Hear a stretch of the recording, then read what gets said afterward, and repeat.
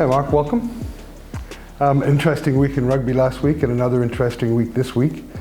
Super Rugby, people are pulling their hair out at alarming rates over the upsets and the lack of form, the lack of consistent form this year, and we touched on it a bit last week. But the first thing I want to talk about is Rudolph Strowley. Now last week I think I tipped that the Chiefs would beat the Lions, and rightfully so on paper. But then Strowley comes out and says that it was basically a false team that he gave to the press. Strowley strikes me as a very paranoid individual, and for the millennials out there that never had to go through the whole Camp Stalgrad fiasco, his reign was highlighted by chaos, paranoia, and probably the darkest period in Springbok history. I mean, there were some of the craziest things he did, and team selections was his big thing. Just to give you some of one of the craziest stories that ever happened back in the day, and we'll get to why we're highlighting it now, because he had a hand in the Lions for this last week. Do you think that's why? I mean, just play devil's advocate here. You look at the Lions team; they're a very pious bunch of guys in terms of, they're clean cut. You always see them praying after the game, and with that religious connotation comes a sense of morality and a sense of integrity. Do you think he left because, just hypothetically, do you think he left because Rudolph did that? Swayze, there's just so much uncertainty as to why he would just up and leave from New Zealand 2 days before a game against the Chiefs. It's so out of character with what we've seen in the last 5 years from Swayze. Was Strowley touring with the team? No, but he was dictating matters from back in Johannesburg, and then he came out publicly as if it was a victory, over and above the victory on the field, to say that he was the architect of putting out a false team, especially with Malcolm Marx and Yankees being named on the bench, one or two other players not in the 23, to lull the Chiefs into resting their big guns, which they did. They rested Retallick, they rested one or two of the other All Blacks. They've obviously lost Damian McKenzie through injury, and he felt it worked to a treat, and so the pack that they then picked dominated the Chiefs, caught them by surprise, and thought it was a selection masterstroke. But it opens up all sorts of things with World Rugby, with SANZAAR, is there's 48 hours before kickoff you have to announce your squad. It's accepted that there's integrity in what you announce, that your starting 15 or your match 23 is going to be the one that runs out. And not that there's a boast that you've actually deliberately lulled the opposition, but what you've also done is lull the support base. And with betting being such a big part of sport these days, and with rugby, rugby needs all the integrity that it can get in terms of selling itself to the world. And one of the reasons why sports is so big in the States is because of the amount of money that's bet on the games. So if this happened in North America, I mean, you'd be charged with bringing the game into disrepute. Well, he should be charged with bringing the game into disrepute. What would you say to those people out there? And there would be a few, I'd imagine, that would say, well, you know what? It doesn't matter what you do, as long as you win. So no big deal. I just think that there should be basic rules that govern the sport. And knowing how much is invested emotionally and from a financial point of view, from a support base. One of the non-negotiables should be the match 23, and that starting 15 that you put out is the one that runs onto that field, because that is the integrity. Well, that must also jar with what I've seen on the field in terms of a close-knit group of guys. They pray after games. They think, they give praise to the Lord and praise for their performances and stuff like that. So they tend to be very humble. So imagine if that I would imagine that what he's done is also jarring with the culture that's taken years to build. Yeah, I go back to some of the stories with the Springboks, and one particular one was US van der Westhuizen against Australia in Brisbane. Yeah. And, when was this? This was going back to 2002, I think it was, potentially 2003, one of those 2 years. But Craig Davison was the scrum half that he wanted to try, and they were obviously very different scrum halves, and Australia prepared differently for it. And he wasn't convinced that US still had it, Strowley at the time. But he got there and he made a big fanfare, picked Joost. Who's Australian? Yeah. Made me bring him out to the media, big media day. You just knew he wasn't playing, okay? We played the Wallabies in Cape Town. They were still the world champions. Brent Russell had that outstanding game. Came on as a super sub after 3 minutes and just ran them to pieces. We won the game.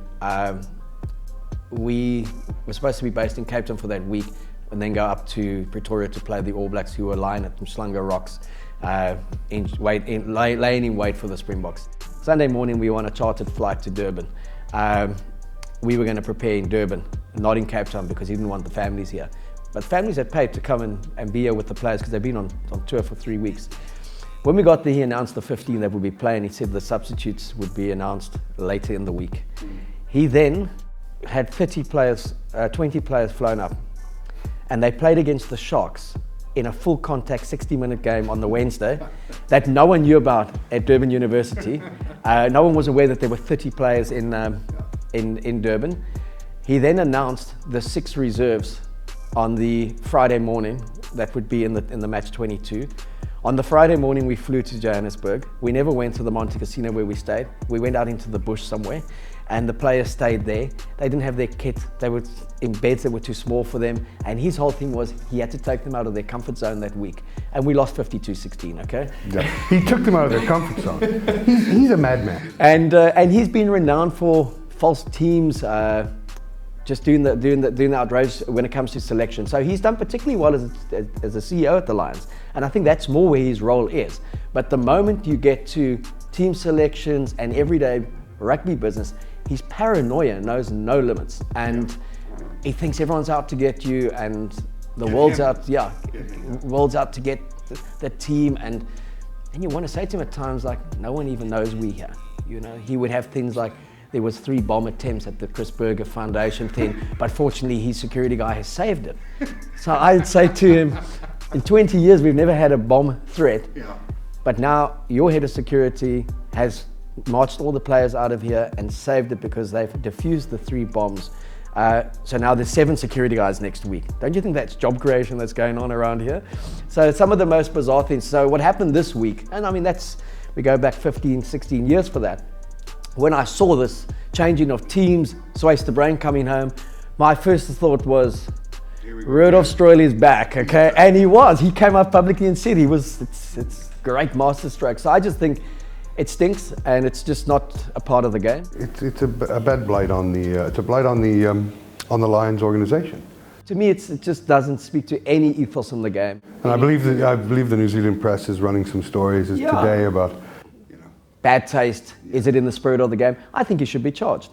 I think he should be as well. Either charge him, charge the franchise, or don't have a rule that you've got to announce a team 48 hours. Absolutely.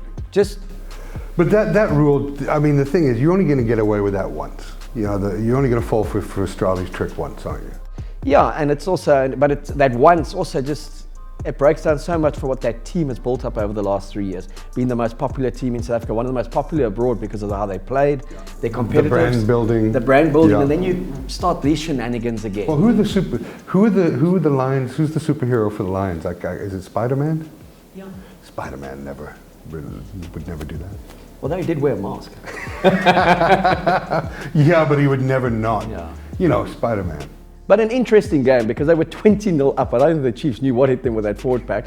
And then somehow it was 20-0 after an hour. Yeah. And then 2017, you thought, are they going to actually pox a win here, the Chiefs? And then a late Yankees drop goal. But yeah, it's again started that weekend of absolute absurdity when it came to results. Sharks losing at home. Stormers going down at home to the Brumbies. A very poor Brumbies side. And the one thing that's indifferent as the Stormers travelling record has been, they've been pretty decent at home. Teams don't just easily come here and knock them over. And then even, you look at some of the results overseas, it was very comfortable for the Highlanders against the Blues. The Australian derby, I mean, Waratahs knocking over the Rebels. They were down by a big score, coming back in the second half. It's a punter's nightmare at the moment. Yeah, no, look, if you can tread water and not lose money, you're doing well as a punter right now. And believe me, folks, I'll take in Strowley's shenanigans going forward and take his team announcements with a pinch of salt. Well, I don't think it really matters what team he puts out against the Crusaders this weekend. We'll get to that in a second. But the other thing I read this morning on KwaZulu-Natal paper. You the Mercury. The Mercury. You run the sports for IOL, and there was an open letter from Tony Brown. Tony Watson. Yeah. Sorry. Tell us about that regarding the Duprees, because there's a big mess, I think, at the Sharks right now. Yeah, you look at Tysh leaving the end of this year. John Smith, who was brought in, he left. seemed to be out of his depth as a CEO, great player, but should never been in that position. The appointment of Robert de Preer. Well, John Smith was offered help, and there were some big captains of industry that were Yes. supposed to coach and mentor him. I don't know what happened there, but But there's the Sharks have always been very protective about their brand, and the ex-players have been very involved, and legends of. It's very parochial there, more so than anywhere else in this well, country. Celsius are leaving as a sponsor, from what I hear. Yeah, and I mean, the crowds are dwindling. If they had the strongest marketing brand for many years, and their performances haven't been good. But Dick Muir's been in and out of the setup there. But even though he's coached the Lions and the Cats and Pirates and been with the Stormers and Western Province, he's a KZN man and he's a Sharks boy through and through. So when he has come in and been involved, there's been this pizzazz about the team. They've played in a different way, and he's the kind of coach who, as we spoke last week, wants adventure and he wants the unpredictable, and he's a big Keohane Bosch fan. So Tony. So am I, by the way. Tony, who played 144 matches for the old Natal Sharks and the old Natal Banana Boys, scored the famous try when they won the Currie Cup and they beat Naasboeders Northern Transvaal in Pretoria.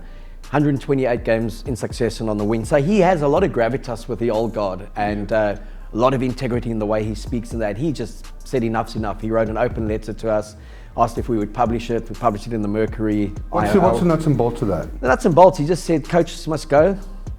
Assistants must go, a total clean-up, appoint a new coaching structure now, an interim coaching structure.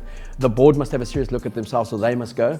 The leadership is just skewed. And he kind of took on the fact that someone like Dick Muir was allowed to leave last year, at the beginning of this year. And for the first time someone went on record to confirm the meeting that happened between Robert de Preer, Dick Muir and the board, where Dick Muir wanted a selection committee in place because he felt that there was a conflict of interest between the dad and the three de Preer brothers, especially between Robert de Preer, the flyer who had just come back from the Stormers, and Keohane Bosch, who had been bought from the Eastern Province region. Robert de Preer's response was that fortunately there's no conflict of interest because his three sons picked themselves. So that immediately told you Bosch is gone as a 10, if his best price is to play 15, and just the prejudice that there was aimed at Bosch, and then how Muir just said he refused to operate in that environment. There was a clash of philosophies. So you start hearing all these stories come to the fore, the protection around the three sons with the dad as the coach. And the two brothers haven't played as well. They've been struggling with injuries. Robert de Preer hasn't been the same since he came back from Sale Sharks, and he's going back there permanently now for the next 3 years. The twin brothers are going over to play a combined contract, Sale Sharks and here. It just kind of highlighted why this team is winning by 50 one week and losing by 50 the next week. And we spoke about it last week. They play like individuals. There's no leadership. They're not galvanized as a team. And I always look at rugby when I compare it to football. For a sport to be totally professional, you can't keep on taking the paying public's money and energy and emotional investment when your season is doomed 5 games into it and saying we're in a 3-year building cycle, we'll get there, but we now accepted this year's a write-off. Then don't charge anyone to come into the ground.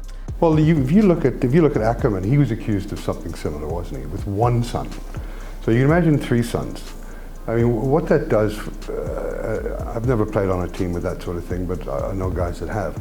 And what it is they just don't want to speak to any of those kids because of the relationship, and because they feel that you're never going to open up to them or entrust them with anything. So that creates a natural divide, And look, unfortunately, someone like Rob de Preer, who had an outstanding season for Western Province and the Stormers before he went back. Yeah. And he left. He played for Stellenbosch University in the Varsity Cup, played for Western Province, played for the Stormers, and really kind of built his own kind of brand away from his family. Yeah. And going back to the Sharks, you just feel that he's kind of regressed as a player, and that he's potentially that player that needs to be away from the influence of his father and allowed to be his own man.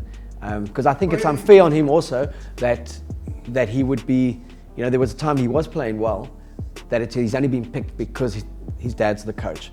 But then he had 5 or 6 shockers, and then he only been picked because your dad's the coach. Well, the thing as well is, I spare thought for de Preer, and I'm not a big fan of his, the father. you know, having your sons, you see it all the time out on the football fields and the rugby fields of coaches that are working for the under 13s or 12s, or, you know, just basic sports and recreation, and you see them putting their kids there, and the arguments that they get in with fathers, you know, so about those selections. So I can just imagine he thinks he's doing the right thing, but he's clearly not. And when you look at where the Sharks were at last year at the Currie Cup final to now, night and day. Yeah, and I mean, it's they're going on tour now. They play the Waratahs this weekend. You just can't have an expectation of them. We don't seem to make those hard decisions by saying, for example, to Robbie Fleck, Dobbo is taking over now. It hasn't worked. We pay you out. You've run your course, but we can't have these results going this way. There comes a point, and this comes back to if it's private ownership, they don't. You make decisions. You make decisions very quickly because it's your money going. Yeah. When it's someone else's money, and it's kind of like, you know, it's coming from SARu every year because of the broadcasting deal. There's that mediocrity that just kind of gets promoted and in a way gets celebrated, and players seem to accept that. You know, I'm a huge believer of when a player does well, reward the player, and players want to be rewarded. But when they are shocking and abysmal as they were and have been for the last 2 weeks, surely they pay something back into the coffers as well. You know, so you can't have all take, and you can't expect crowds to be at a game when you're taking big defeats at home with teams that are laden and loaded with Springboks. No, you're right. And, you know, it's been proven over time that winning teams attract crowds. And we don't have winning teams. I mean, with the exception of the Lions, who performed pretty well over the previous 2 years, and not performing too badly for what they have. And with Australia making the selections, who knows? Okay, let's get to the Super Brew picks. I mean, the Super Brew's just been a wasteland. And I've had so many people, you know, just lamenting on their picks, 2 out of 7, 2 out of 6. I had 2 out of 6 last week and felt lucky in achieving that. So I feel your pain out there. It's not pleasant. This week we've got some more interesting games. Straight up, Crusaders Lions. Now I say interesting games because the Crusaders are favored by 20.5 points, which means the bookies are thinking they're going to win by 20 or 21. I'd make this argument: the Crusaders could field 2 teams and finish and have both of them finish in the top 3. I think the bookies have got that one right. Yeah, and if you look at the Crusaders, they beat the Highlanders by 26, they beat the Brumbies by 22, they beat the Chiefs by 29, and even the Hurricanes, the toughest game, by 16. They've been pretty much a 20-point differential on average at home. Yeah, probably around 20, 22, 23. So the bookies do have this right. But 20.5 points is a lot of points to cover, you know, and it's been going up and up. So I'm thinking maybe that might even drift a bit more. I'm not going anywhere near this game. I thought you were going to say stay away from this one. Yeah, no, stay away from this one. If I had to bet, I'd bet on the Lions to cover the spread. But I'm not going to bet. On the Super Brew, I'm going to take the Crusaders because I need some points here. I'm going to take the Crusaders by 30 plus. I know that sounds a bit strange because I'm not betting on the game, but for my Super Brew, I want to try and I'm hoping for Crusaders blowout, and I can cash in on some of the bonus points that you get, you know, because everybody's going to pick 17, 18, 19, 20. So I'll be going top range, see what I can do there. Sunwolves Highlanders. That's my big stay away game. That's my flashing red light, stay away, avoid. Sunwolves have just surprised. They haven't lost, you know, they've lost to the Wolves by 6, the Reds by 3, the Tars by 1. They're a strange side in that there's so many Kiwis on that side. So when they are playing the Kiwi teams, it's very much like a derby game. Well, those guys are playing for contracts for next year, and you know, it's a New Zealand, South African select 15.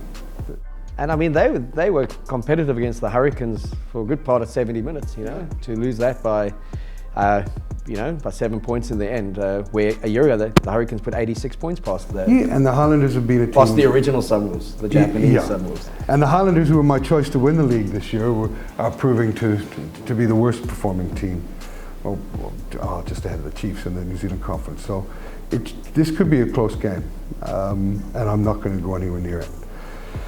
Not betting on that. Hurricanes, Chiefs. Hurricanes by 10.5.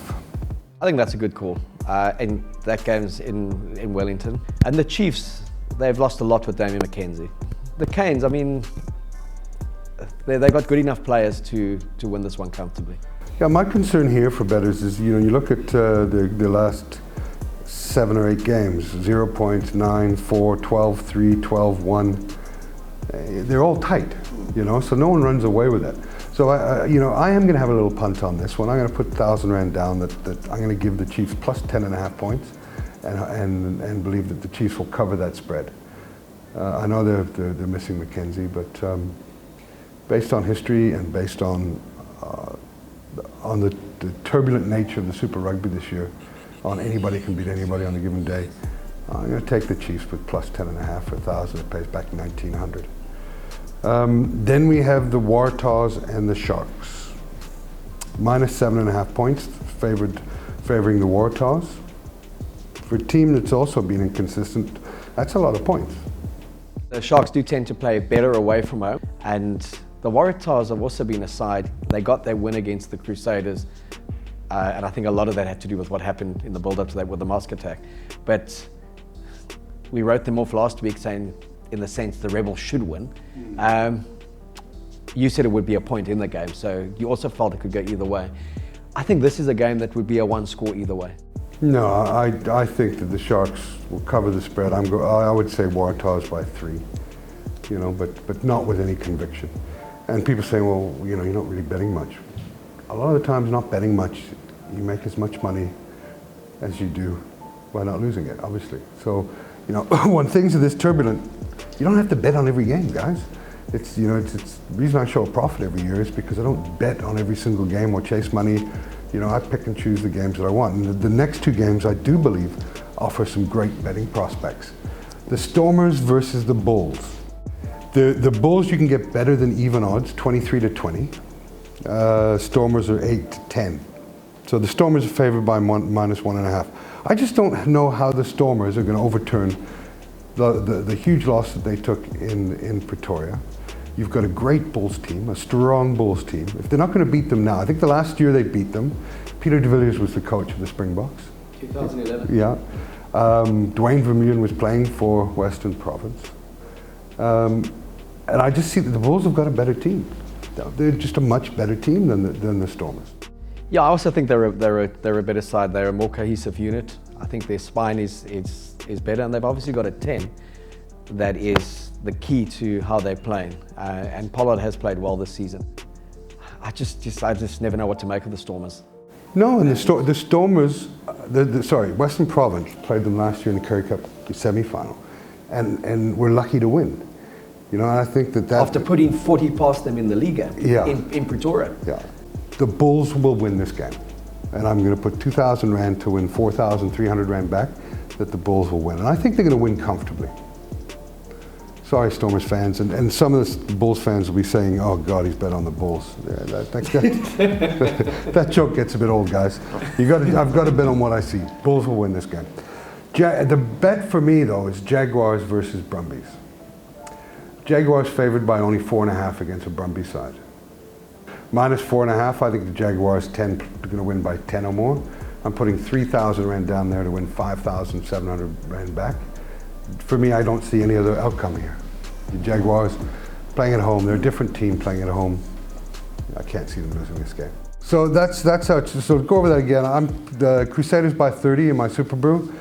I take the Highlanders at 8 in Super Brew. Chiefs by Hurricanes by 12. I'm taking the Waratahs by 3. I'm taking the Bulls by 10. Taking the Jaguars by 10. And that'll wrap the show. And I look forward to the weekend. And hopefully I can earn some points on Super Brew this week. Thanks, Mark, for coming in. Cheers. Cheers.